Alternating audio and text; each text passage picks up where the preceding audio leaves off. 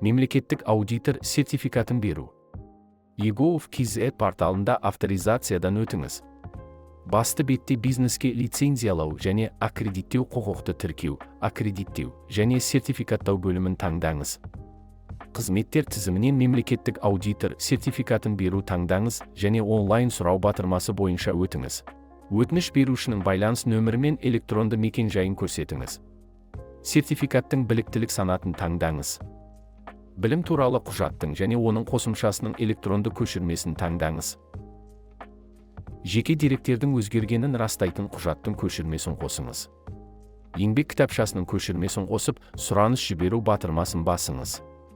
Соттылықты тексеру бойынша жауап қабылданғаннан кейін әрі қарай батырмасын басыңыз. Мемлекеттік аудитор біліктілігін беру бойынша білімді растау құжатының көшірмесін тіркеңіз. 3:4 өлшеміндегі фотосуретті тіркеңіз. Ішкі мемлекеттік аудитор сертификатының көшірмесін тіркеңіз. Бухгалтерлік есеп, аудит және қаржы саласындағы ұлттық немесе халықаралық кәсіптік біліктілікті беру туралы құжаттың көшірмесін тіркеңіз. Жеке деректерді пайдалануға келісім беріңіз.